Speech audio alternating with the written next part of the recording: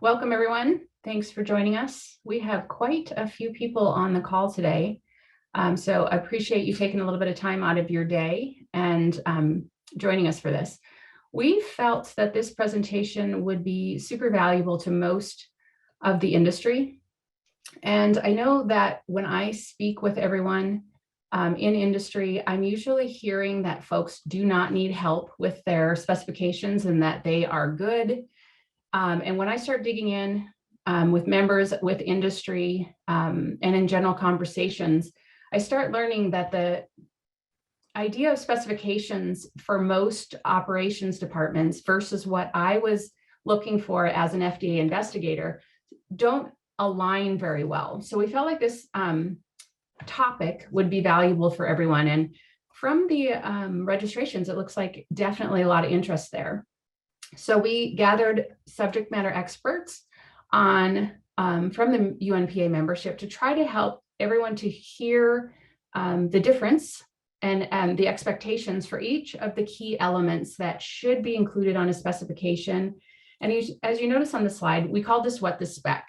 And I was using just a silly name, but referring to specifications for our products. And this presentation, this webinar is going to be really focusing on what we are referring to when we talk about specifications for a raw material. We have a second webinar that'll be held, I believe, on the 16th. And that one will be covering the same topic, what the spec, but there we'll be focusing on the specifications and what should be included for a finished product spec. Now, on the title, I have dietary supplements, and what I put in parentheses is a regulatory specification. Again, it's those elements that an investigator is looking for so that you and the investigator can identify those key pieces quickly. A lot of times I've sat with staff that are showing me documents and they can't find these 5 key elements. So we'll walk through that together and just, again, making sure that everyone has a clear understanding of what should be included and how to share that information with the investigator. So off we go. Okay, I'm Larissa with United Natural Products Alliance. And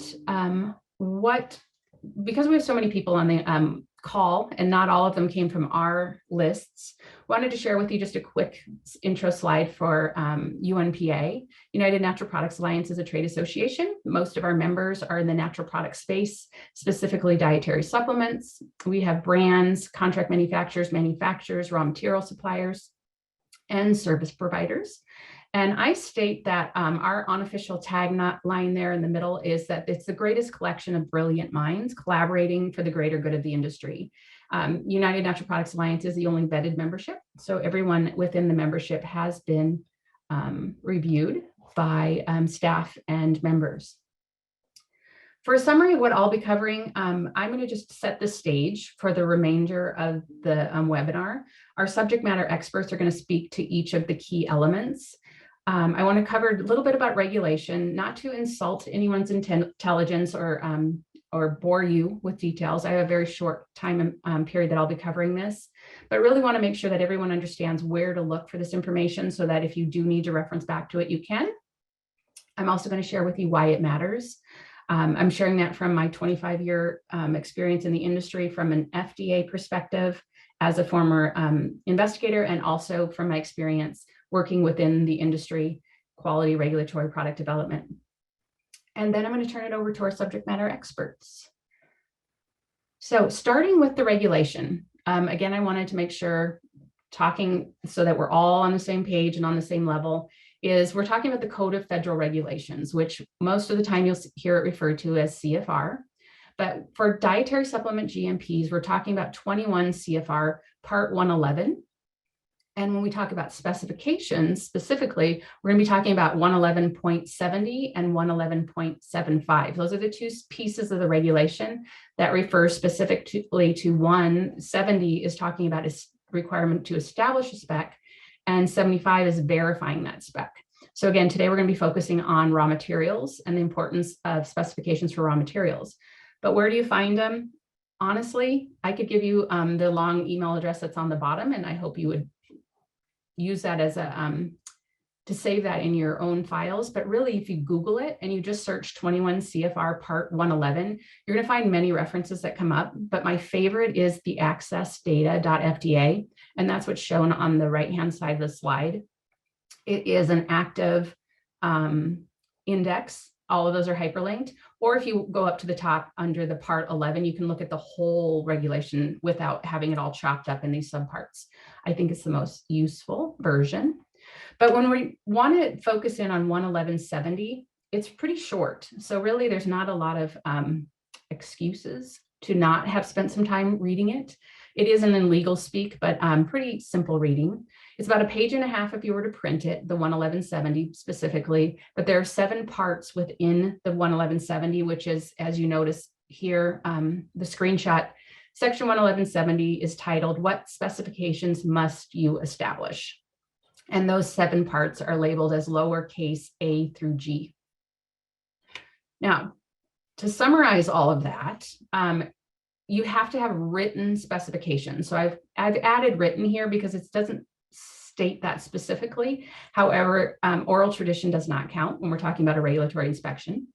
So having that written, and within this section, you'll find that you have to have written specifications for your raw materials, in-process steps, labels, and finished goods. And this is super important that you have specifications for each, or if you combine them, that you have it very well identified. And then on the right-hand side, the elements that I was looking for as a former FDA investigator is we're looking for what I call the big 5. FDA doesn't refer to it this way, but we're looking for identity, purity, strength, composition, and limits for potential contaminants.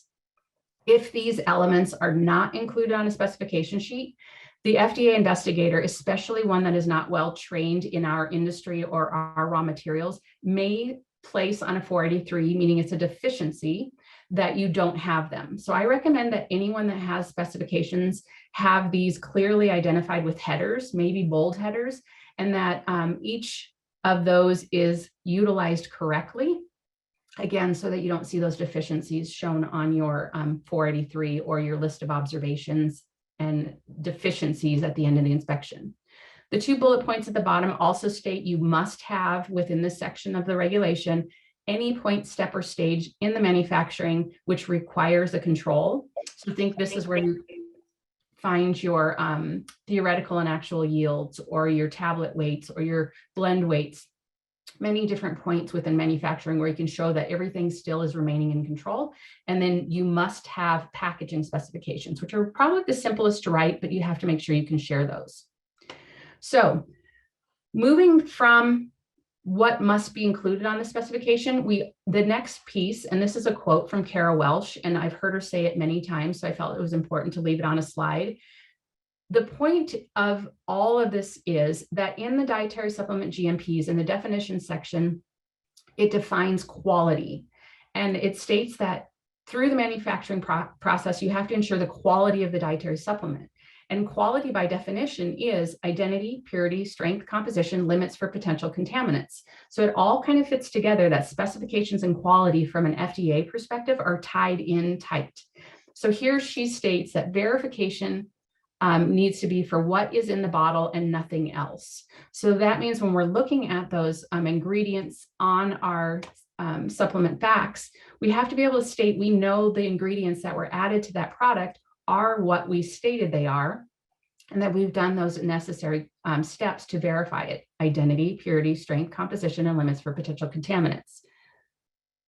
Here is a supplement facts. We're focusing on this seminar and this webinar specifically on raw material quality. So here, nutritional information under NELA, the Nutritional Labeling and Education Act, we're not going to address that. We're really looking at the key elements that are used in the formula, and then also that other ingredient section, depending on if they're a component that's been moved up into the supplement facts area. So we'll get into more detail when we get to the finished product. Here, the reason why is this so important?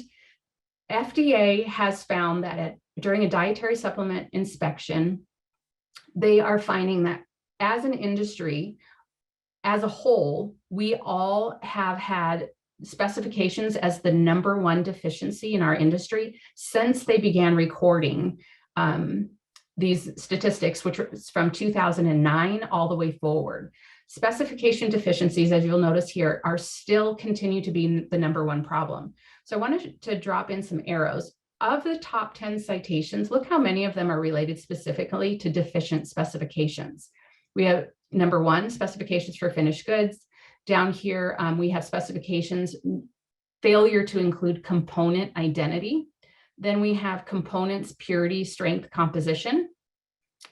And then if we keep going, you'll see where 75 comes into play. So you'll see the citation numbers here. 75 means you didn't verify the specification. So component verifying identity. And then we have specifications verifying that the finished good is meeting specifications. So 5 of the 10 top citations or deficiencies issued to dietary supplement companies are related to deficient specifications. That's why we're all here today. I hope that we all learn from that. So here I kind of started trending what are the top 5 citations, and I went from 2009 forward. On the left-hand side is just where the ranking started shifting and changing, but also notice that we still have finished product specifications have always been in the top, primarily the top 5. They shift around from place to place, but for the most part, we're seeing the same specs. Now, my soapbox, and I only have a moment to tell you about it, is I found as an investigator and when I'm reviewing specs for our members, purity is the most misunderstood and the most misused. Purity is not microbiology, heavy metals, or contaminants. And I think the confusion comes from when you look at a drug product, then you sometimes might twist the use of the word purities and contaminants and get them tangled together. In the dietary supplements, it does not get utilized that way. If you look at the preamble, which is in front of the regulation, all of the Q&A and the FDA responding during that comment period, you'll see purity mentioned 185 times within the preamble. And purity specifically, I find the best definition is found on page 199 of that section, or of the preamble, which I believe is like 800 pages. Purity, the purity of a dietary supplement refers to the portion or percentage of the dietary supplement that represents the intended product. So we're going to get into that. I think Kit is going to cover that pretty details. And then the other topics will be covered as well. But 111.75 is verification of specs, making sure you're using scientifically valid and appropriate methods. And then verification could also refer back to stability studies if you're using expiration dating. Verification probably requires the help and assistance of someone in the science and technology space, our UNPA members. We have many of them, but it's probably going to be a chemistry. Some of these can be done organoleptically, some of them macroscopic or microscopic, but you really need to make sure that whomever is doing that for you is appropriately trained and using appropriate methods. Here are some of our members that could help you out with such services, and we have many of them speaking today in this presentation. So with that, that's the end of my intro and stage setting. I'm going to pass this off to the remaining speakers, and I'll be moderating, but we're going to start with Ilan, who's going to talk about identity. Then we're going to move on to Kit Goldberg with USP. She's going to talk to us about purity. Jason Mulligan from Eurofens is going to talk about strength.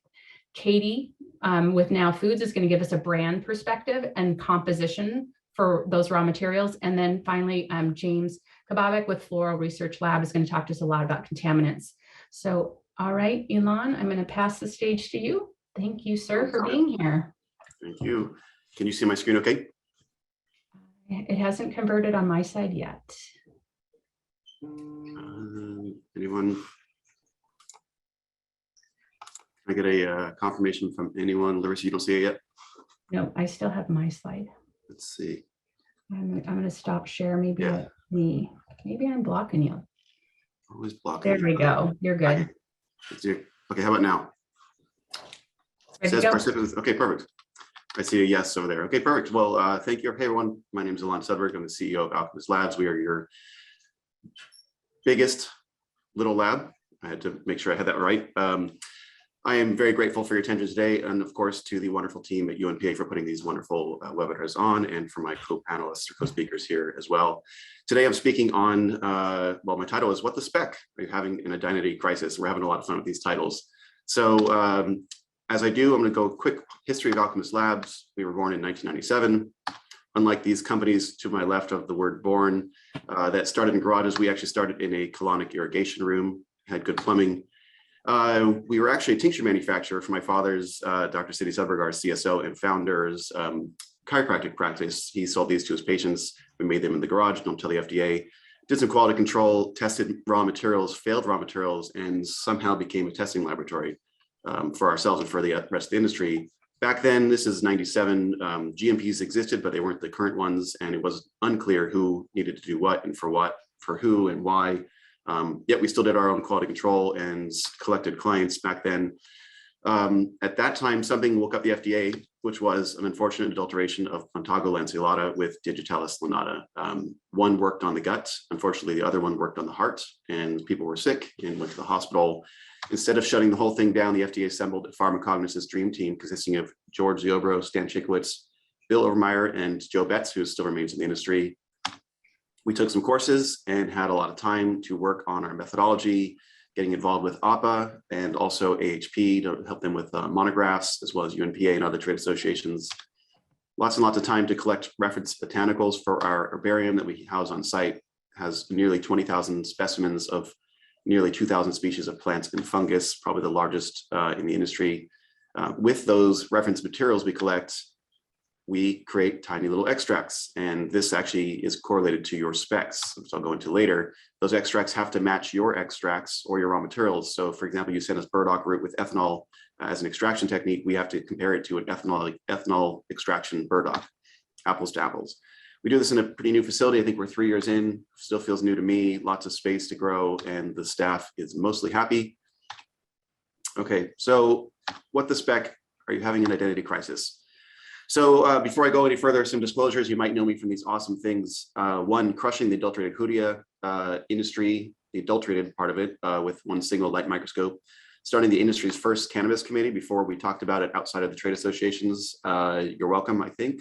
Arguing for fit for purpose methods when the tricorders show up and try to confuse everyone with unvalidated or not fit for purpose test methods. And then most recently, leading efforts of consumer access to next generation transparency in lab testing. So are you having an identity crisis? And I think I know why. So this is not a in-person event, so I can't ask you all to raise your hand and guess what these seeds are, but I'm going to ask you anyways, and you can go ahead and call out. I won't hear you, but guess what these seeds are, and then we'll get back to that in a minute. So the first step in cGMP compliance is identity testing. It doesn't make sense to not almonds. Good guess, Mary. Thank you. I see that your chat. Go ahead, and this is fun. Go ahead and chat in there if you want. So the first step in GMP compliance is identity testing. Why bother testing all the other things if you don't even have the right material? Like beauty, identity can be in the eyes of the beholder. Unfortunately, it's been considered eyeballometric because what actually is a rose? I mean, DNA could tell you some version of that, but it's missing quite a lot of data. So, and this partly probably explains why as an industry, we are so bad at specs. And Larissa made a comment earlier, which I loved, that, we don't have a lot of questions in this industry about specs, not pine nuts, not coffee beans. Keep going, guys. Larissa mentioned that we don't have a lot of problems with specs, but then when you look actually the data, we actually do have a lot of problems with specs. I think the caveat here is the UNPA members don't have a lot of problems with specs, but a lot of the rest of the industry is really having problems with specs. So jelly beans, good guess. Soybeans, these are actually ginkgo seeds, some kind of seeds. Good job, Mary. So they look nasty, all wet and gross like that. But anyways, they're ginkgo seeds. And the point of my using this as an example, I'm going to tell a story about the variance from growing techniques all the way to extraction techniques. And I'm using a very, very simple species, which is ginkgo, because there's only one of them. Vaccinium, there's over 100. Brassica, there's over 90. So again, for this example, I'm using ginkgo because there's only ginkgo biloba. There's no friends and family of ginkgo. It's actually been around quite a long time on this earth and has maintained its identity as just ginkgo. So here's my story. Once upon a time, there was a ginkgo tree that had survived many, many years and many, many seasons, hot ones, cold ones, pink ones. And then along came 3 farmers. And those 3 farmers had intended to grab the seeds from this one ginkgo tree and then take them home to their respective farms and grow them to then produce products for this industry. So they had 3 farmers, same batch of seeds from the same plant. One of the farmers went back to China to grow his ginkgo plants in China. The other one went to England, and then the other one went back to sunny California. Now that's just variable number 1. Here we are, is once they planted these seeds into the ground, they have different soil conditions. So in China, they have maybe, let's say, clay soil, good water, some sunlight. In England, and I'm making these up because I haven't been to China nor England. In England, maybe rocky soil, a little bit of cold weather, not so much sun. And then California, clay, no rain, unfortunately, not for years, and then lots of sunlight. So there's variable number 1, that these seeds came from the same plant, same genetic material, but treated differently. Then we go to harvest. So in the Chinese example, they've harvested it in January. And again, I don't know if this is valid or not, just a story we made up here. And then the guy in England, he harvested his in August. And then over here in California, we followed the biodynamic techniques of harvesting. And you did that with the moonlight, because that's what we do here in California. So similarly to a tomato, you can pick a tomato at any time from the plant. It could be ripe or unripe or rotting. With DNA alone, you will not be able to determine whether it is ripe, not ripe, or rotting. And so similarly with the ginkgo, harvesting and planting techniques will determine the final product. And in this case, the final product is a raw material in my example. So, and then we take the processing, another variable. So these are all things that actually happen along the chain of custody to these materials. So they're picked, they're grown, now they're harvested. And this gentleman, he used the traditional Chinese method of drying the ginkgo, which I believe is flat on the ground with sunlight. In England, they use a low temperature dryer. And then in California, well, he had other plants on his mind and forgot to harvest them. So they had a little bit of mildew, but we figured that out, and still it went to market. So now here we are with various variables producing various types of ginkgo. Just like making tea or coffee in the morning, I'm an espresso guy. I like my 2 shots first thing in the morning. If I didn't use hot water and I used, say, cold orange juice with coffee beans, I would have a very different product. So how you extract these materials can create a very, very different final product, which can produce a very, very different finished product. If you're a tea person, you might know that people might brew their tea at 197. Some people are 208, and there's different camps about what temperature tea should be, which will produce ultimately a very different product. So here we are talking about extractions of a raw material. And I have a slide later that goes into this in a visual perspective. So you can extract them with water, ethanol, heptane, toluene, acetone, methanol, acids, you name it.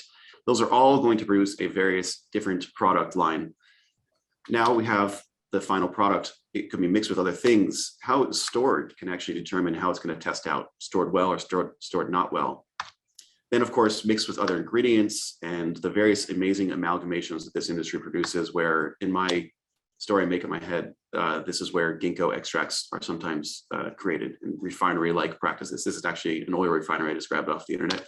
But to put my point that all of these things make a big difference in the final product. And here's the visual representation of this. So what we're looking at here is a HPTLC chromatogram. This is imagine a thin glass plate with a chalk-like substance on it. And we have lanes 1 through 15 on the bottom. The numbers on your left and right are RF values. It basically tells you how far the compounds went up so you can refer to them. So in lane 1, we have the extraction solvent, as can be seen in the below words, which was heptane, which we don't really see often.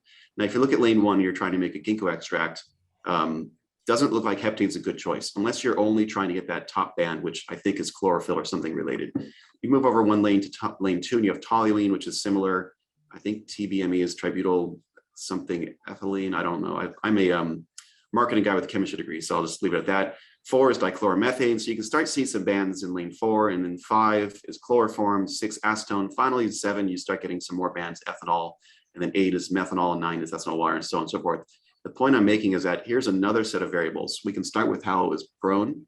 We can start how it was dried, how it was processed, how it was treated the whole way through. And then once we come up with the same product, then we extract it from the raw leaves, and you can get a completely different product than what was either intended. So let's move on from here. So cute story, right? But how is this relevant to specs? And here I'm going to tie it all together for you. So specs are basically how you know where you're going. Without a rudder, your ship is just going to basically float around the sea. They are basically your destination. Without a spec, you have no destination. And the FDA really, really wants you to have specs, as can be seen by those graphs that Larissa shared, and I have some of my own. So again, it's like a compass for your brand, for your products. Without that compass, you might be, this is supposed to be an animation, there it is, might be not going in the right direction. Here's two other reasons why specs are important. It's the law. I mean, that's really a solid reason. And then lastly, it's the law. So I'll just leave it at that. Specs are required by law, and without them, it tells the FDA you really have no clue what you're buying and why you're buying it. Now, what would a presentation be without some graphs and charts? So thanks to our good friend, Marion Bordley, who's a wonderful consultant in the industry and UNPA friends, I took this from her website. It's a great website with lots of great data. Similar to what Larissa shared earlier, this is a chart that indicates the top 10 citations by just this year, 21 CFR 111. And you can see overwhelmingly it's 11170E, which is specs. This is showing that almost twice as many violations were based on not having specs. And just to clarify, this is not a current year issue. This has been a winning issue for many years, all the way back to this recording chart here, where it shows basically that the various colors are the different years. The top 11170 is specs. And you can see very clearly that specs and the violations for specs have been winning for many, many years, which is why it is so important to, one, understand what your goal is in a product, and two, test to that goal, make sure you're meeting those specs, because you actually have no clue what you're going to put in someone's stomach if you don't have specs. And that concludes my presentation. I hope you all enjoyed it, and happy to answer any questions you have later on.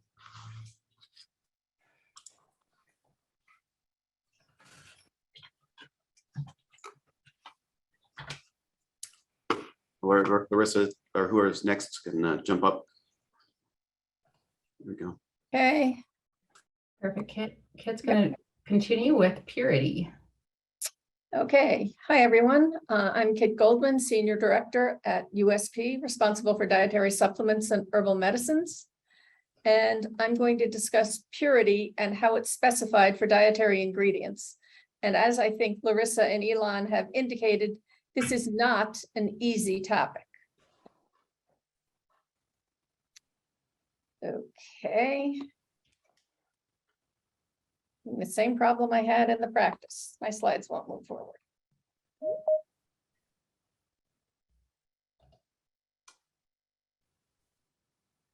Kit, if you can click on your slide and see if the arrows will appear. There we go. Nope, that I don't know what happened, but anyway, what I'm going to discuss is the USP and USP standards. If you are looking for specifications, it's a great place to look. If for a product you have or for a product you're developing, talk about definitions a little bit, and then talk about purity in 3 different types of dietary ingredients: probiotic products, purified compounds, and plant materials and extracts. So a little bit about USP. We are a nonprofit standard setting organization. We were founded in 1820, and believe it or not, from 1820 to 1951, it was purely a volunteer organization. There was 1 paid employee in 1951. And we create the standards that are used for drugs, biologics, dietary supplements, and other types of medicines. The USPNF is our predominant compendium. Drugs in the United States must comply with the USP standards if there are standards for them to be on the market. For dietary supplements, they are not required, but they do provide, the standards provide a lot of useful information. And if you comply, you can label them USP. We also have the dietary supplement compendium that contains all of the dietary supplement monographs and other information from the USPNF, as well as a lot of other useful information like HPLC chromatograms, and illustrations. We have an herbal medicines compendium, which is basically for herbal medicines that are not used in the US. The food chemicals codex for food ingredients. And one of the most important things is the Pharmacopoeia forum online. USP develops public standards. Anyone can go look at PF, this is free, and make comments on a standard. We don't want to create a standard that is a lockout. We try when we're developing to get samples from a lot of different manufacturers, but if you go in and look at PF and say, hey, my specs are a little different, I want to be included, let us know. Pharmacopoeia Forum is open for comment for 3 months. You try one of the methods, you can't get it to work, let us know. So that's one of the very important aspects of the USP. Now, what are these standards? There are 3 types: general notices, general chapters, and monographs. General notices are the foundation, they're the basis. The assumptions, definitions, default conditions, they apply to everything in USPNF unless it specifically states in a general chapter or a monograph that there is an exception. And as you know, there are always exceptions. When I started at USP was still a book. I was told that was the most important 12 pages, and it really has a lot of useful information in it.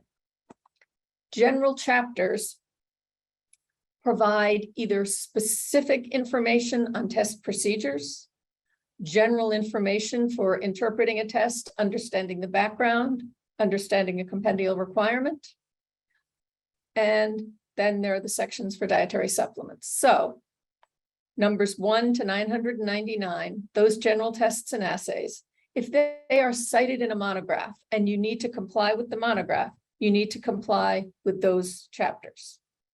1000 to 1999 are general information. There's no mandatory compliance. That's just helpful information. Those that are above 2000 apply only to dietary supplements. Ones above 2000 may apply to dietary supplements, but they apply to others as well. And what is a monograph? As far as specifications are concerned, this is where you want to be. It's the list of the official and validated tests and their methods, and the acceptance criteria, the actual specification for each test. And when you put all of that together, that is the specification for identity, purity or limits for contaminants, content, strength or composition, and the quality. And that's all consistent with the FDA CGMPs for dietary supplements. I just want to spend a few minutes on definitions. So, as Larissa mentioned, you have to establish a specification for each component.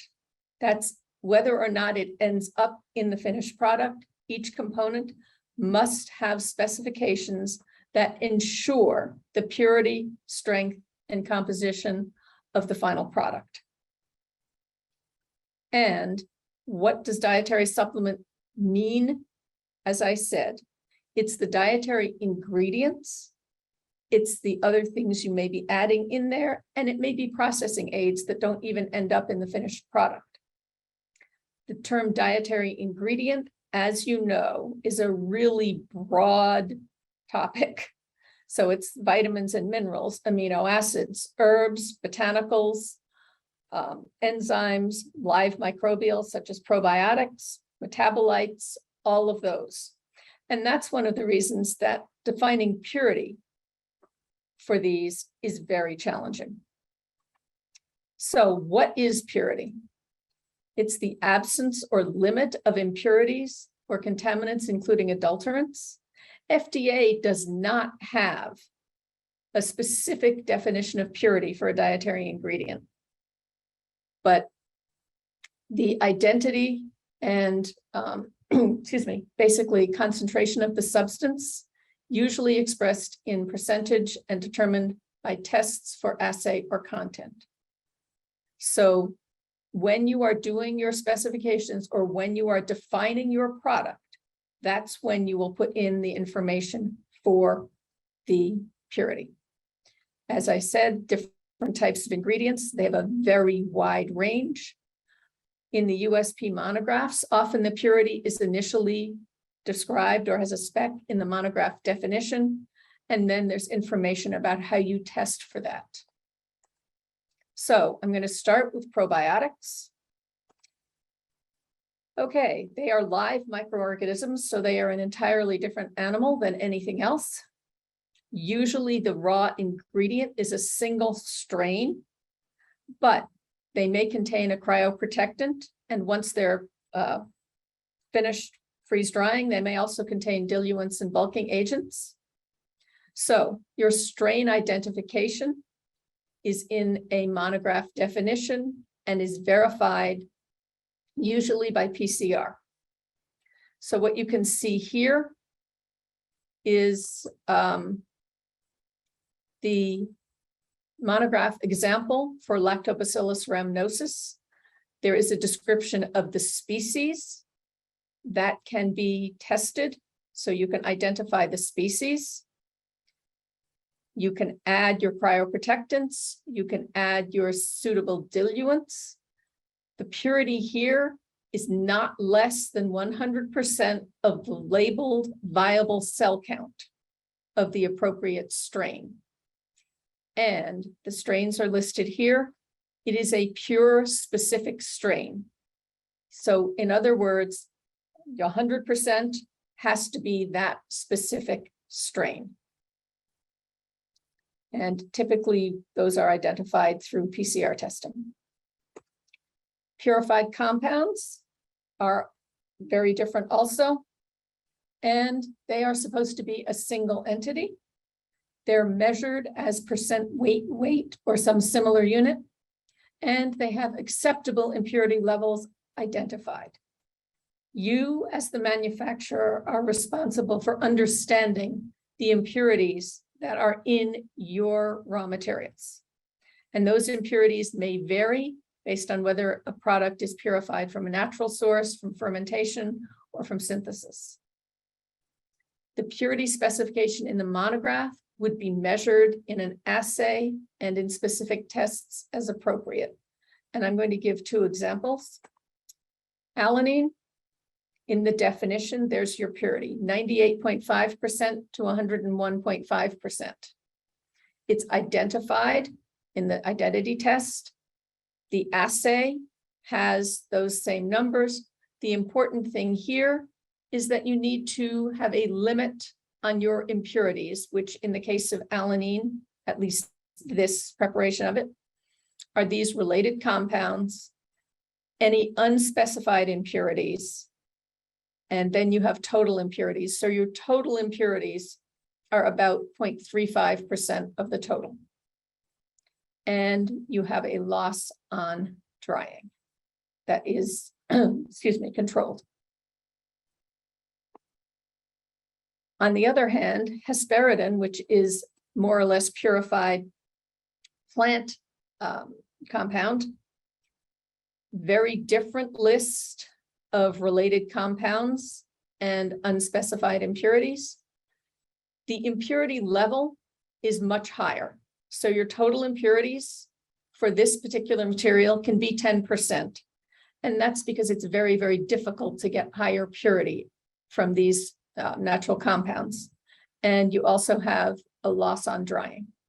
So those are your purity specifications and the fact that you have to identify and quantify your impurities for the purified compounds. This gets even trickier when you are talking about plant materials and extracts. So we have the whole plant material. In this case, a rhizome. You grind it and get the powder. You make a dry extract, and then you make a specific extract. And all of those are different. But how do you look at the purity?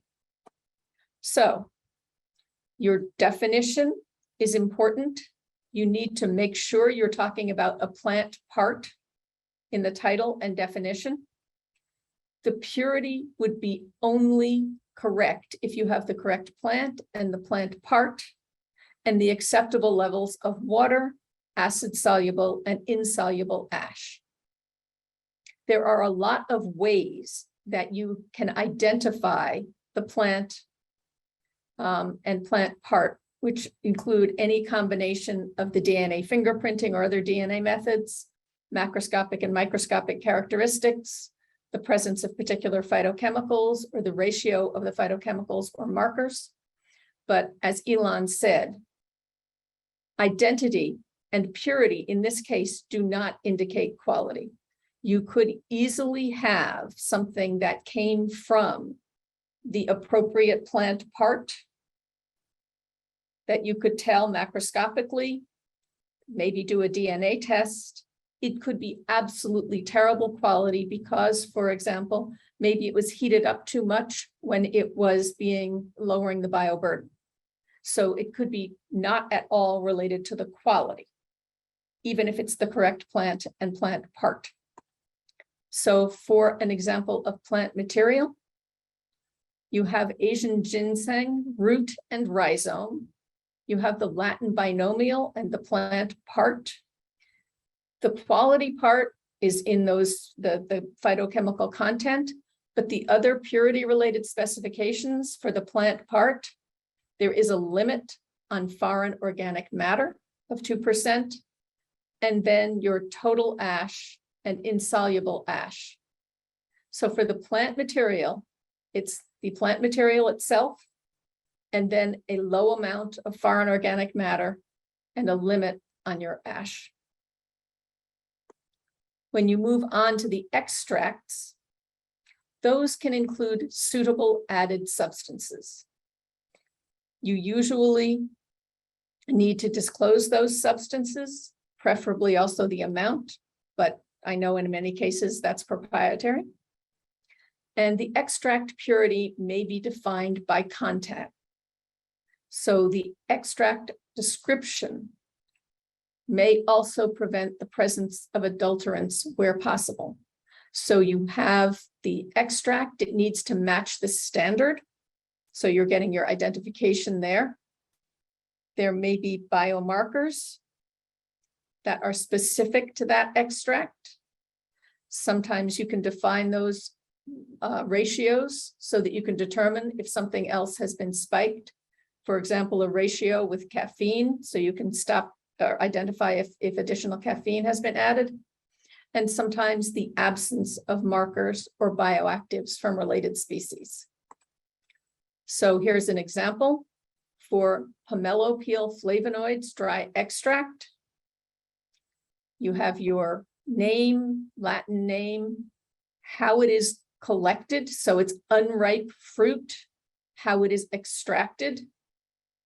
So you are talking about a specific extraction process. And then the further definition has the flavonol glycosides and how to calculate them, and the indication it may contain suitable added substances as carriers. In this case, for the HPTLC acceptance criteria, when you are looking at that, there is an indication, there's a bottom blue band due to maranzin hydrate, and that is a distinction from a related species. So you're able to also make sure that you can identify the presence of an adulterant, which would affect the purity.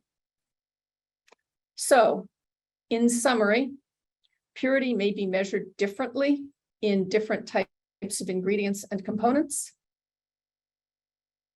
Your definition for your product, your identification, assay content, and limits on impurities may all contribute to confirming that the purity is acceptable. The specification should include all tests related to purity of the particular ingredient, and including methods which can identify presence of possible adulterants are very helpful in supporting purity. Unfortunately, I'm not going to be available to answer questions in the question and answer session later, but please feel free to email me if you have any other questions. Thank you. And I think the next speaker can now get started. Thank you, Kit. That was excellent information. Super helpful. We're going to pass it over to Jason to tell us about strength. Great, thanks for that, Kit. Here we go. So just get into presentation mode.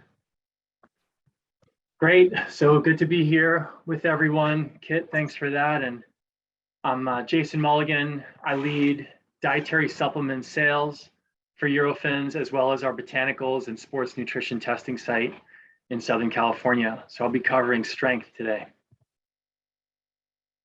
Little overview on Eurofins, who those are that are unfamiliar with our company. So we are a large global organization, significant scale and global reach. One thing I wanted to point out is our founder, Gilles Martin, is still our CEO. The company was founded in 1987 and has clearly grown significantly. Here in the US, we have a core focus in food, dietary supplement testing. We have sites come back all throughout the US. So the way that Eurofins operates, we have microbiology labs with broad regional presence. And then we have centers of excellence. So you see those with the supplements labs, particularly our Madison, Wisconsin site, which we believe is the largest dietary supplement and food testing laboratory in the country. Then our site in Orange County in the Brea, Anaheim area, where we do our botanicals, specialty and sports nutrition testing. For many of our microbiology sites, for those who have and want regional presence, we offer courier services in many locations. So please be in touch if that's something that you're interested in. Strength matters. So there's quite a bit of nuance to cover for strength. So we're going to be getting into some of the basics, reviewing some of the regulations, but there's much to consider here. As a general point, quality in, quality out. And as my colleagues here and peers on this call have been mentioning, it really starts with knowing the source, knowing your suppliers. I want to make one point of clarity here, and Kit brought this up about raw materials, and it was important to my team and I to make this distinction between a true raw material and a dietary ingredient. So this is the second time you're seeing this definition of a dietary ingredient. And then the FDA's definition of a dietary supplement must contain at least one dietary ingredient. So as Kit had mentioned earlier, it's a very broad definition, but the distinction I want to make is for a strength consideration, for the purpose of this presentation, the scope is a dietary ingredient. The reason for that is the raw materials, we use that term somewhat loosely in this industry, and really it could be referring to capsules, excipients, flavors, the bottles, labels, etc. So dietary ingredient is the term we're going to go with. Let's talk about strength definition. So a good synonym would be concentration. This is a quote that one of my colleagues, known for meticulous note-taking, had taken a note on. This was the preamble to the FDA's final rule on GMPs back in 2007. And Lauren here had made these points about strength.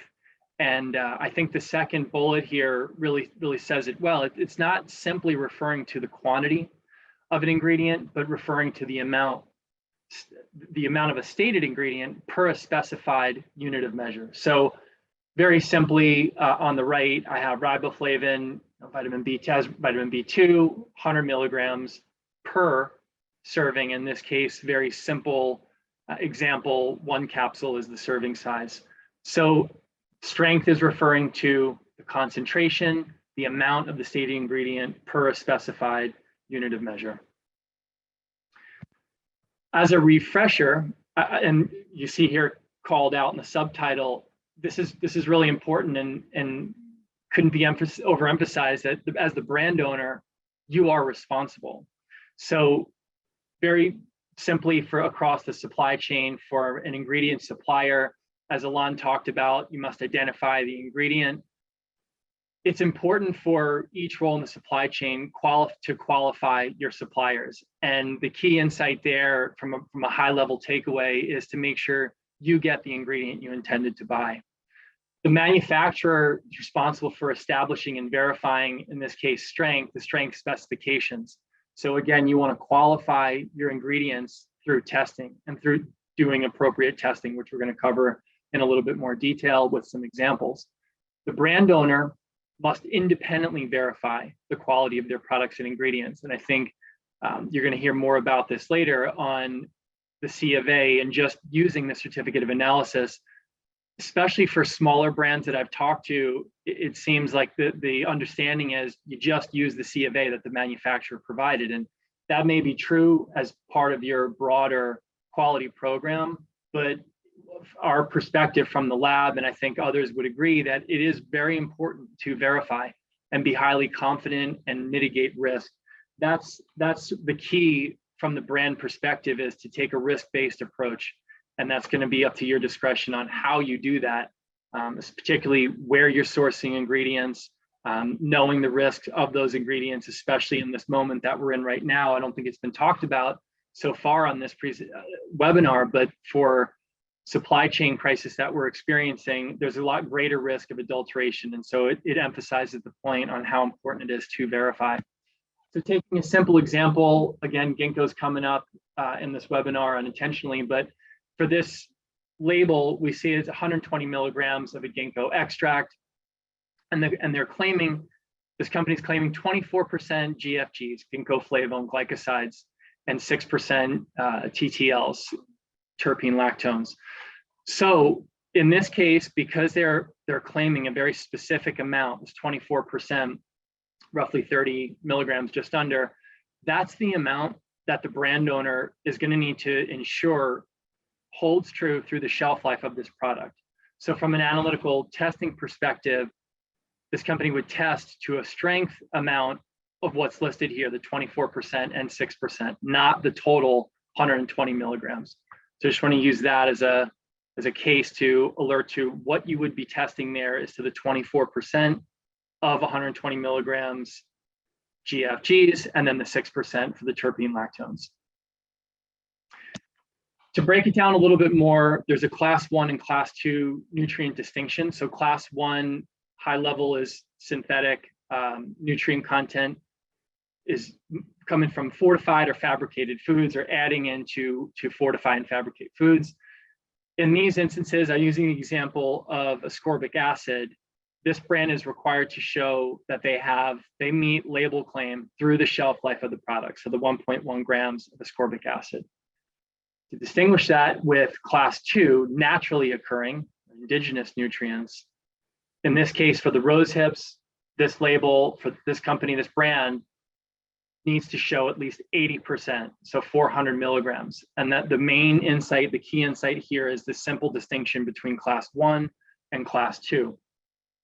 Going to another case in point here. So this one's a little bit unique because it includes both classes. So what do you do? From a lab perspective, we would advise this client to take the more conservative approach and test to the 100% standard. And that's because it'd be very difficult, I think impossible, to know the ratios of each of these sources of vitamin C. So then we would do a vitamin C test to show that there's 1,000 milligrams per through the shelf life of the product per serving size. So that's just an example where, in the instance where there's 2, and this is quite common in the industry. Again, just to drive it home, for a rose hips example, and this is one that's easily Googled, that's in the regulations, naturally occurring dietary ingredient must be at least 80% of the declared value. If it's an isolated form from a natural source or it's synthetically derived, must be 100%, with one exception, which is where there's a deviation attributable to the analytical method. So where there's method variation. I'm going to expound on that point in just a moment. And then finally, again, naturally occurring 80%. This is going a little bit beyond the dietary ingredient and raw form before final formulation, but I think it's important. This was a very well-written article by Hank Schultz a couple of weeks ago in NutraIngredients, who raised the point. This was a sort of an investigation that Now Foods had done. And the couple key insights: one is that many products are still not making label claim. The second is that we're starting to see, we're calling kind of new tricks. And this is more from a consumer perspective, but I think it's important for all of us to have awareness of. In this case, a particular company on the front label had 400 milligrams max strength CoQ10, which any buyer would think that that's what they were getting. In fact, on the facts panel, it just had 6% over 400 milligrams, which in this case was less than half of the lowest clinically studied dose. which I think is important for everyone to be aware of. Some of the tactics that are happening from a strength perspective, and I think it's really about awareness here. From the lab perspective, I want to come back to this point on where there's some exception based on the method variation. So that's important to know. The key insight there is you got to know the variability of analytical methods that you or your lab is running. So if you are making a strength claim back to that 400 milligram example and the result's 375 milligrams, does it pass or fail? The answer is it depends. It depends on what class it falls into, 1 or 2, as well as what the method deviation might be. How often do you need to test? The answer to that is really, you got to take a risk-based approach and develop a statistically sound sampling plan, which takes a lot of critical thinking to get to how do you as the brand owner or the manufacturer mitigate risk, and would that stand up to an FDA inspector? That's something that would be important to develop a strong relationship with your lab to arrive at and make sure that you're optimizing your testing program. Keep going. Okay, so some key takeaways, again, coming from a lab perspective. I feel really strongly, whoever you're working with, build a strong relationship with them. Don't look at sending out samples to the lab as just another commodity or expense. I'm in a lot of conversations with sometimes very large brands where testing is reduced to a financial conversation. And I think it's a big miss, because oftentimes there's so much to be gained in increasing quality and value to your customers, and to actually lower your costs by really looking at how you optimize your testing program and reduce risk. Can't emphasize it enough to know the source and quality of your ingredients, verify your suppliers, emphatically about not relying solely on the C of A, but verifying yourself. For those of you selling complex products, 5 or more active ingredients, we see blends sometimes with more than 70 ingredients in them.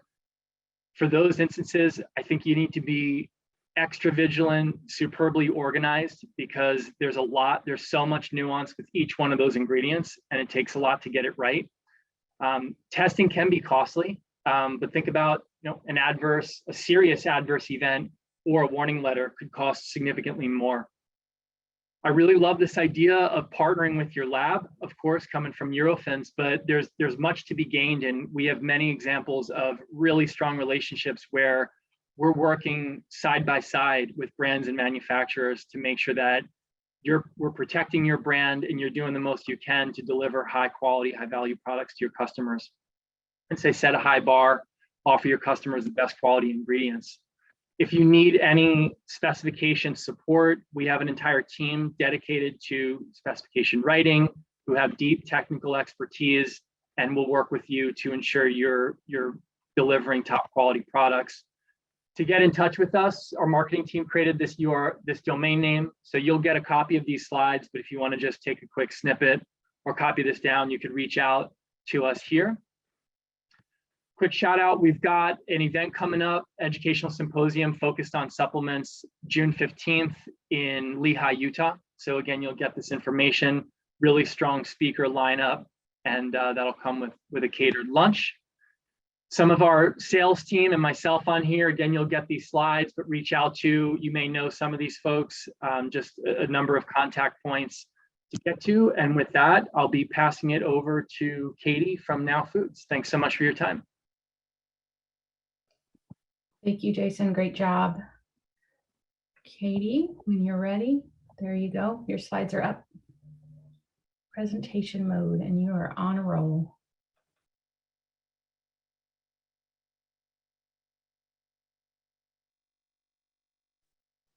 All right, I was just trying to unmute myself. All right.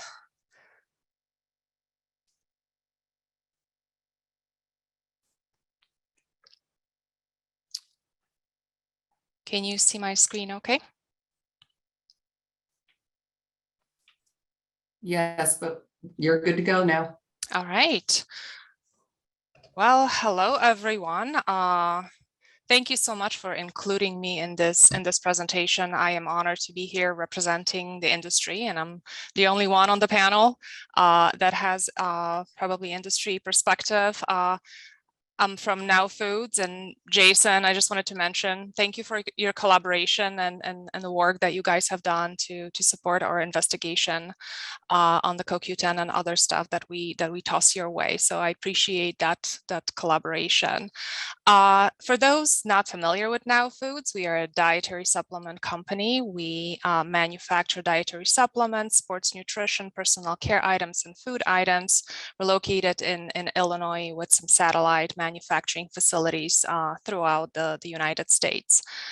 In this section of the webinar, I am going to discuss the regulatory requirement to include the composition of the dietary ingredients when establishing specifications. I will focus on the why the composition of the dietary ingredients matters.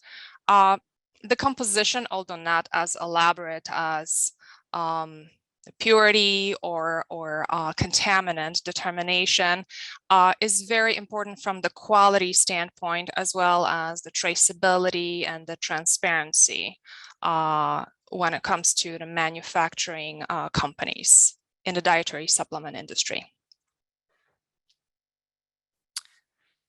So what is really the problem? Larissa had mentioned what the issue is from her perspective. Ilan had mentioned that as well. So really it comes down to the current good manufacturing practices, and those regulations, they have been established for a while and they have been enforced for a while, yet about half of the results from the FDA GMP inspections still show the manufacturers of dietary supplements are not complying with the requirement to set their specifications right. So why? I think the answer is very simple. They don't read the regulations, and Larissa's reference to the source of the regulations is very helpful, and please use that. But when it comes to dietary ingredients, I often get a question, well, why do we need to focus on the composition of the dietary ingredient? Observations related to the specification gaps often read, you fail to establish specifications for identity, purity, strength, composition, and limits on contaminants for each component used in the manufacture of your dietary supplements as required by 21 CFR. In addition to the dietary supplement as finished good. So what do the regulations say? 21 CFR Part 11, 70 and 75, as mentioned earlier, indicate that written specifications must include the identity, purity, strength, composition, and limits of potential contaminants or adulterants. But here's the caveat. The FDA doesn't provide specific definitions for the meaning of the terms identity, purity, strength, composition, and the final rule. They do, however, provide the interpretations and examples that should be considered when establishing specifications.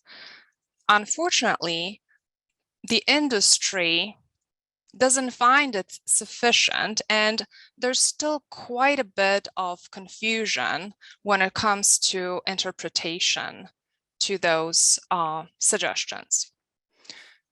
The composition requirement is quite clear when it comes to the finished dietary supplement, since it was set in the context of the dietary supplement. However, not many realizes that it may also be extended to the components, since they affect the specification of the final dietary supplement. So there's quite a bit of misunderstanding when it comes to interpretation of this requirement. So while we're talking about the composition with an ingredient, I think it's really important to understand the terminology. So what is an ingredient? When we talk about ingredients within dietary supplements, most people think about the label claim and what's listed on the label, but there's more to it. The DSHEA uses the term ingredient in reference to compounds used in manufacture of dietary supplement.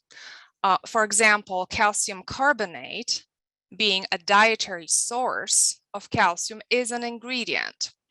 However, calcium is a dietary ingredient of which potency is then claimed on the label. The term ingredient also refers to other non-dietary ingredients such as binders, colors, fillers, excipients, etc. And not everyone is paying attention to that.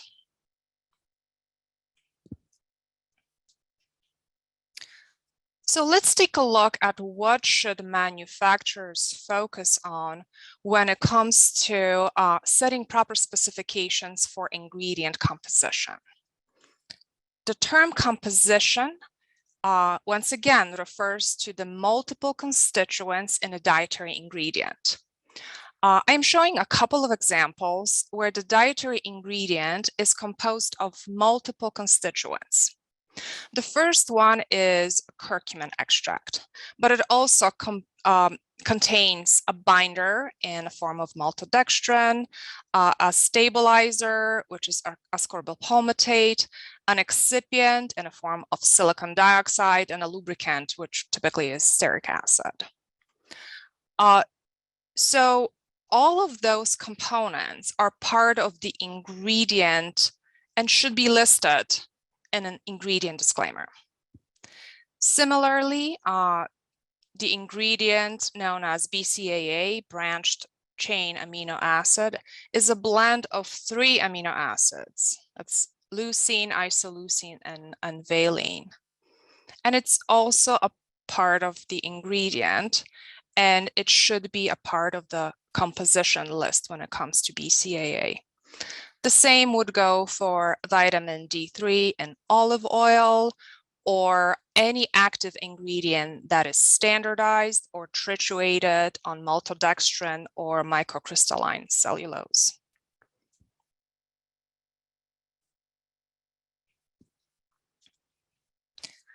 The ingredient disclaimer should list all the components, including water, if present, and I have up couple of examples when it comes to composition of an ingredient. On the right-hand side, there's calcium carbonate powder, which in its composition, besides the calcium carbonate, it has maltodextrin and water.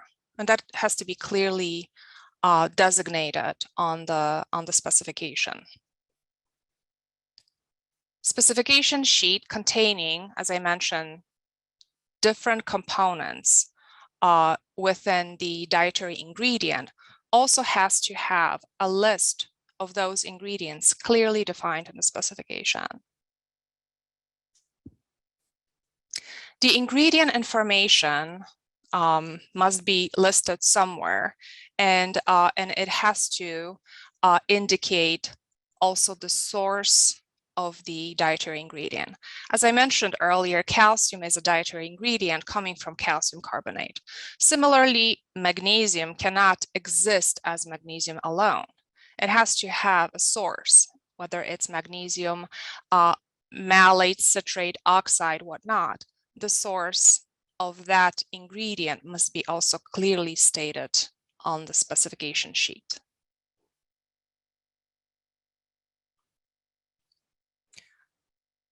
So where should manufacturers begin?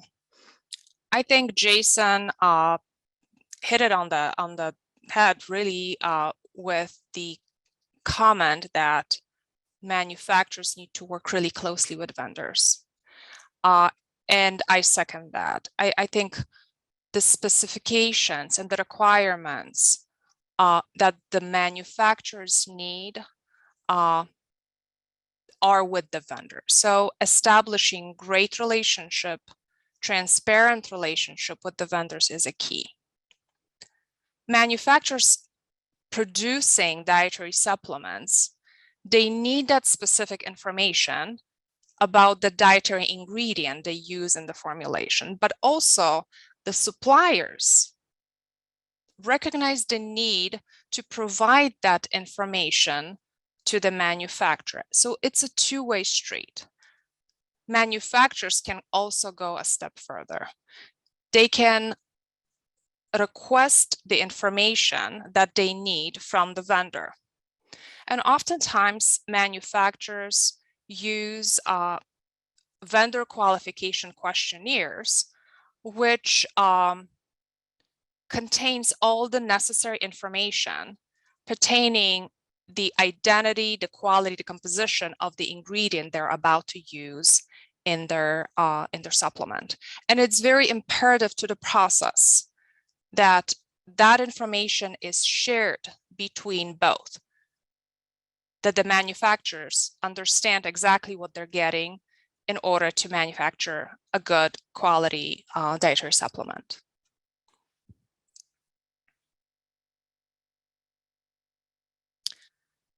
So getting what you need, setting clear specifications when sourcing an ingredient sets higher quality standards because it also eliminates the potential for adulteration or ingredient substitution. It helps maintain consistency when it comes to manufacturing by defining the specifications of the dietary ingredient and knowing the product that ingredient is going to end up in. So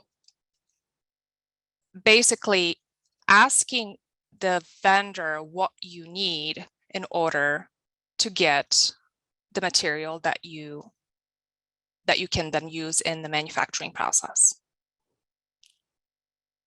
So it all may seem really simple when we're focusing on the composition of the ingredients. It really comes down to listing everything that the ingredient contains. Why does it matter?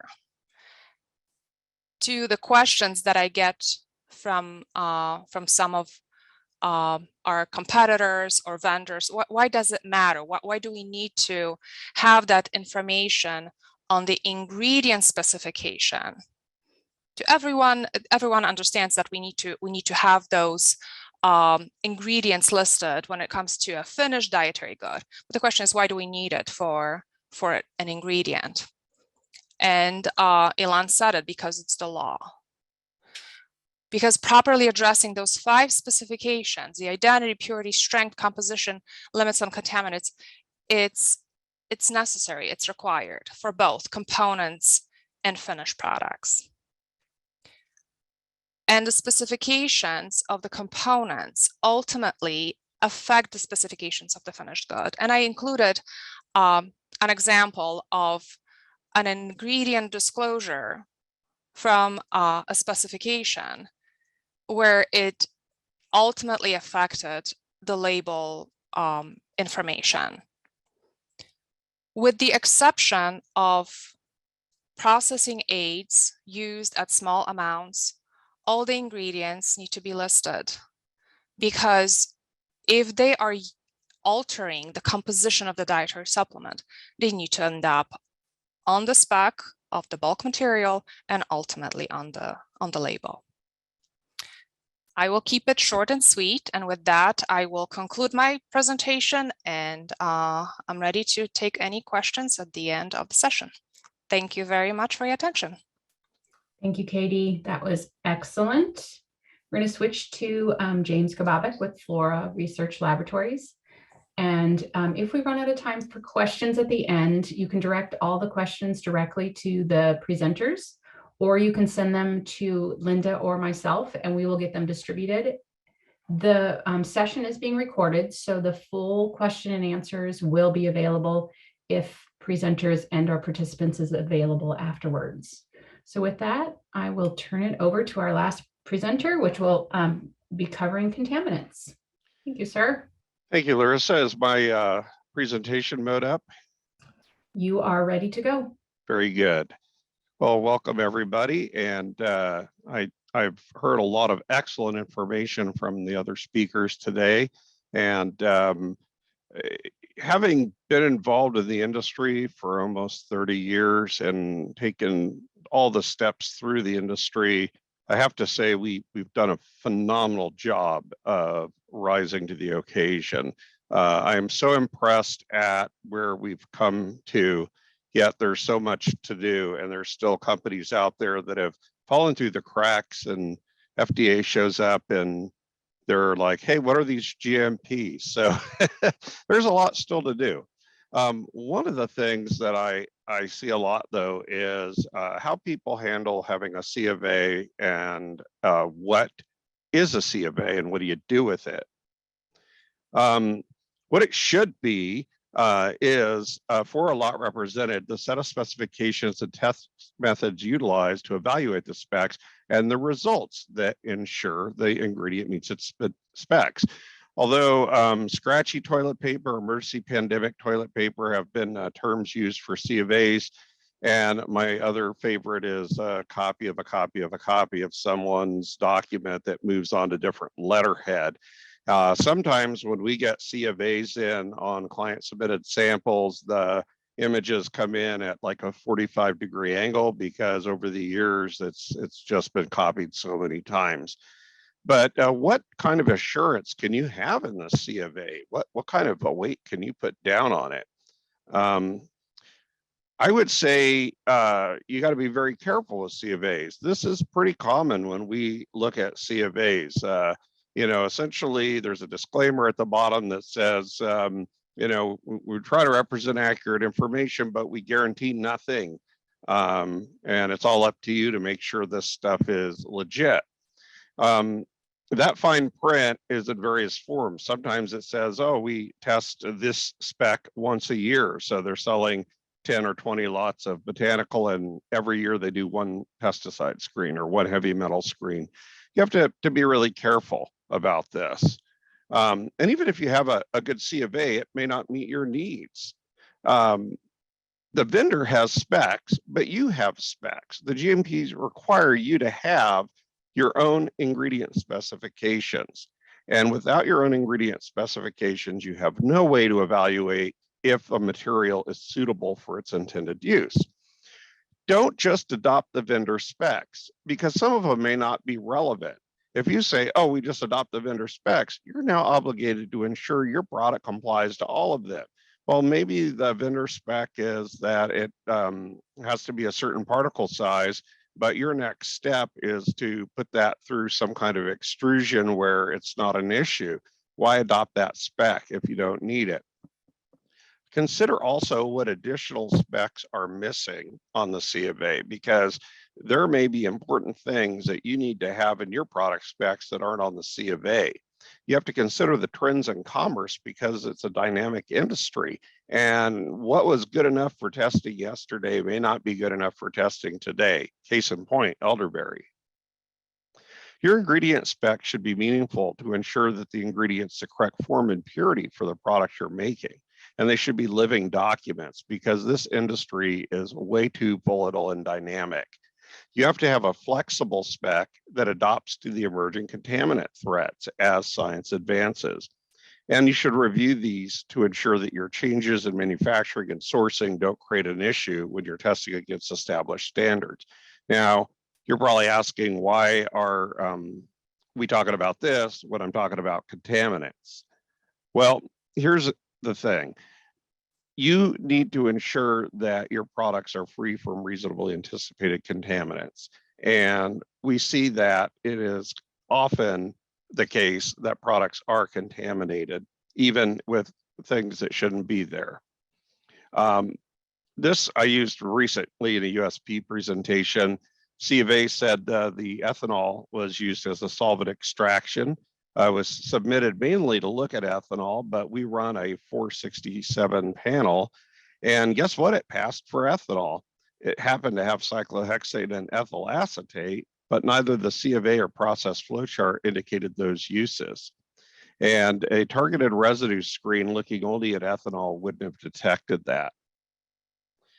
We also have found solvents that were undeclared, such as chloroform, methylene chloride, ethylene dichloride, methanol, propanol, chloromethane, and gasoline and diesel fuel, which make good extraction solvents in the third world. All of these were said to be extracted with ethanol, which I want to point out. Cross-contamination can occur in holding and shipping. So here's a hyssop sample. It failed basic identity because of this uncharacteristic band, but it passed by microscopy. The band was later identified as eugenol. Ends up that this was shipped to the company in a container along with shipment of cloves, and it was cross-contaminated in shipping. If you look at this, this is a really important thing because you wouldn't have a hyssop spec sheet that said absence of eugenol. That would be very weird. But lo and behold, here we have this contaminant, and it's not a contaminant that would be expected.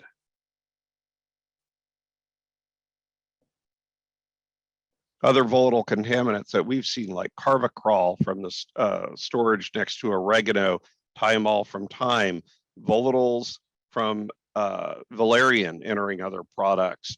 And this could be throughout the supply chain. And they call these things volatiles for a reason. So how do you set a spec for something like that? That's causing you to cast a wider net. But if we go back to this example, we see that atypical band. And if this is submitted for identity, it fails identity because of this band, even though it passed by microscopy. But it ends up being a contaminant, and you have to cast a wider net for this kind of thing. Foreign matter in parsley at significant levels. An example of good ag practice problems. We see this quite a bit right now because with the pandemic, labor is in short supply. A lot of people are harvesting that aren't trained or experienced, and we see a lot of this type of adulteration. Oregano, heavily adulterated. We know that quite often, and we see that there's quite a bit of oregano adulteration. What's interesting on these is that they did pass TLC identity, but failed by microscopic examination. So that's an important reason not to rely on one test alone, because it can sometimes cause you to pass things that are adulterated. Another example is bulking resin with wheat starch. So we have resins which are becoming very expensive. Then you mix in a little starch, you run the TLC plate for the resin, it shows the consistent profile. But in this case, we have wheat starch, which also happens to be a major allergen. So that's a concern.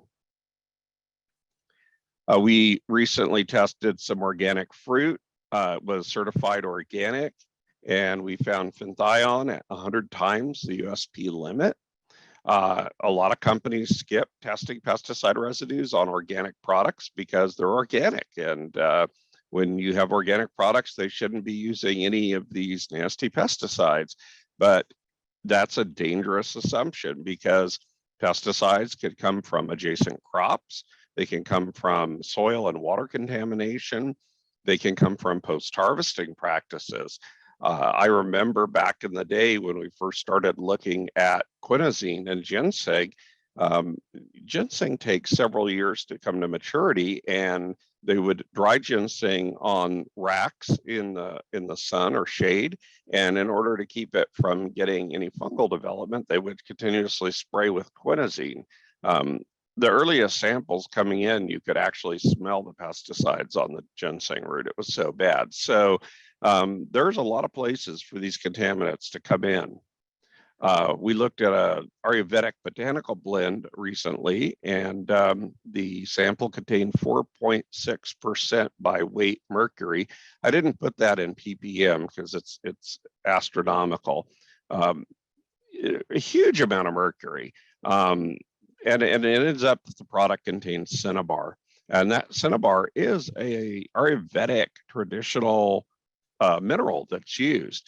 but in this case, it wasn't declared. And through microscopy and some additional chemical testing techniques, we were able to determine that cinnabar was present.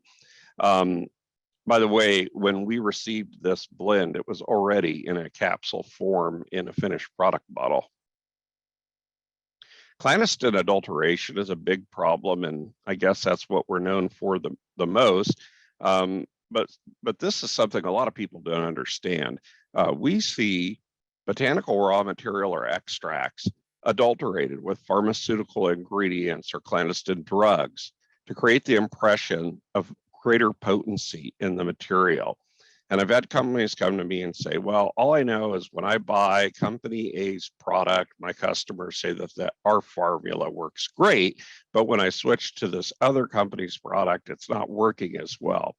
And in a lot of cases, we find analog drugs of PDE5 inhibitors and stimulants and anorectics and other things in those products.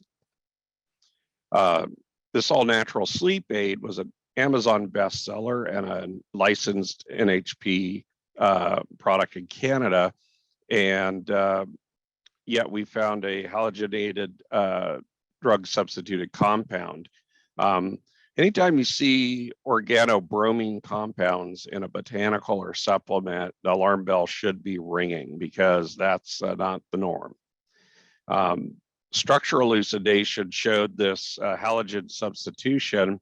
You pop off the chlorine, you push on the bromine, and you still have pharmacological activity, but it now changes mass and MSMS and escapes. This is the danger of doing only targeted screening. But this isn't plug and play testing. There's a lot of work involved in something like this, but it's important to be aware of that. We found also, as we kept researching this, that some raw materials coming from China were actually adulterated with this sapaclone impurity. And that's an unknown unknown. Much like Tongkat Ali is often adulterated with PDE5 inhibitors like sildenafil, or Viagra. When you have an unknown unknown, that's a big issue because there's no way to set a spec for something that you don't know you should know is there. And that's a very big challenge that we see in dietary supplement work. A lot of times when companies come to us, something's gone wrong, there's been an adverse event, there's been an issue, the dissolution's off or disintegration, and we find these unusual things. And getting to the root of this is a really important thing. One thing I want to stress about this is that you can look for contaminants that are the garden variety contaminants, but then you have these novel contaminants that'll enter your dietary ingredient supply chain. Anytime your market demand shoots up, your supply chain tightens, and to meet the demand for supply, bad actors will adulterate. Years ago, we worked on this project where we detected sodium hexametaphosphate and alginic sodium diester for bulking chondroitin to spoof CPC titration. For those old enough to remember, sodium hexametaphosphate is Calgon detergent. And, that is really not something you necessarily want to be feeding people, but it actually boosts the CPC titration. But if you do electrophoretic separation, you can detect it. One of the reasons we stress doing a full battery of monograph test and not cherry picking one. So in conclusion, you really need to verify the data you utilize from a C of A through valid scientific studies. Your C of A's may not have all the information you need about contaminants, and you have to cast a wide net to ensure you're not missing these undeclared contaminants. You should partner with experts who understand the ingredients. Not everybody's an expert at everything, but some people have done deep dives into things. And with the dynamic market, it requires constant vigilance and review, and you're ultimately responsible for your product. Nobody else is ultimately responsible for your product. So I really encourage people to keep a finger on the pulse of what's going on, and to keep in mind that bad actors will find ways to meet your supply needs, but they may not meet your quality standards. And contaminants that are obvious, like pesticides, aflatoxins, heavy metals, and those things are pretty easy to pick up. But when we see some of these other contaminants, they are novel and may not be known. And a lot of them are discovered by somebody diving deep into a material and investigating further. We do a lot of work with companies, helping them establish contaminant specs, reviewing their spec sheets and advising them on additional testing that they may want to conduct. We'd be happy to help you with that if you need it. And you have to be on guard continuously in this industry. There's a lot of great companies that supply phenomenal quality raw materials that are consistently good, but accidents happen, levers get thrown the wrong way, things get mixed up because we're humans. Not every contamination is a bad actor incident. Sometimes it's just human error, but we need to be careful because we never know when something's going to enter our raw materials that is a contaminant. And if we don't catch it, it's going to go into our finished product. It's going to go onto the market, and then it's going to go into a consumer. And we don't want that to be something that's deleterious. I want to thank you, and I'm going to go ahead and pass it back to Larissa. Thank you, sir. Appreciate your information. I think it was excellent.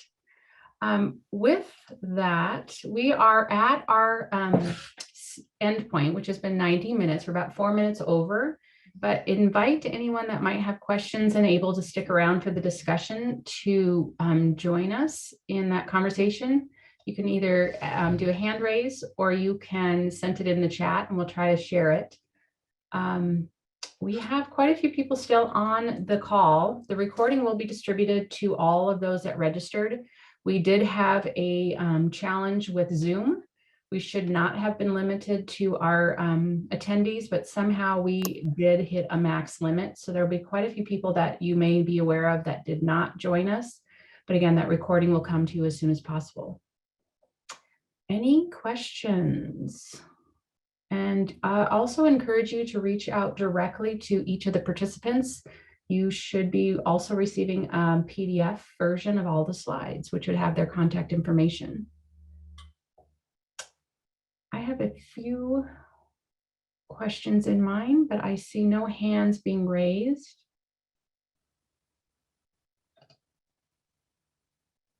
Okay, I'm going to just ask a few questions and maybe we'll end the recording, and any other questions, we'll just have you direct those directly to the subject matter experts.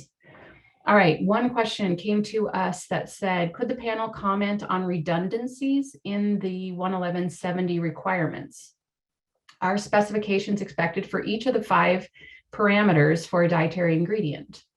While specs for identity and limits on contaminants are needed for each ingredient, are the strength or purity parameters relevant for a botanical ingredient, which can be qualified with composition, its phytochemical components? What is the strength or composition of ascorbic acid as an ingredient? Thoughts? These are great questions. Big, complicated answer. Any of the panelists want to jump in on that and share my perspective? I vote you. Thanks, Alon.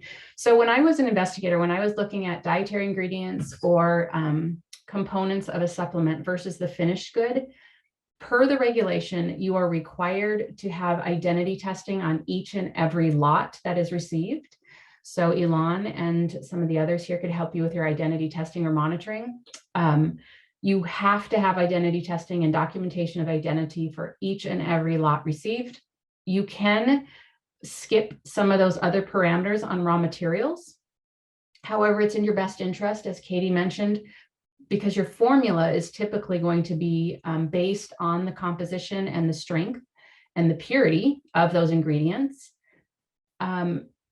And on finished good, the final question of the exam, as I used to say when I was an investigator, is demonstrate and document, show me how you can verify that the finished product has all of those elements present: identity, purity, strength, composition, limits for potential contaminants. Typically, you're going to push back your identity into the raw material testing. Many of the others, you might be using finished product testing, and we'll be addressing that more in our next webinar. Any of the others want to jump in? All right, I'm going to go to the next one. I have a lot of compliments, so thank you for everyone that's dropping those directly to me. I think this was a great topic, the specifications in general, and I really appreciate all of our presenters, Elon, Kit, Jason, Katie, and James, for providing their subject matter expertise on each one of those elements. I know all of them could have spoke to each of them, and we could have had a day's worth of a seminar on all of this, but we were trying to work with adult attention span. I have one comment that states, recording, will it be available to forward to other departments such as engineering and operations? Yes, the recording is going to be distributed to attendees. Please feel free to distribute it however you see fit, internally, or someone that you might be working with that needs help or assistance. And also reaching out to everyone on the outside of your, maybe it's your customers or your suppliers. Larissa, we have a couple of questions. Do you want to go ahead, or do you want to stop and we'll get the answers from the proper speaker later on and send it over to them? You know what? It looks like, I'm not sure the presenter's time, so out of respect for everyone's time, we are 10 minutes over, and I'm going to go ahead and suggest that we call it, and then you'll receive the recording. And if you have questions, reach out to each one individually. We'll keep track of the chat. We'll ask that each of the questions that came to me that we don't have time for, we'll send those directly to each presenter, and you should hear from them directly. So with that, I want to thank all my presenters. You did amazing and you had excellent information. And we will see you on the next round, which, Linda, that's June 16th. We'll be talking about finished product specifications. Correct.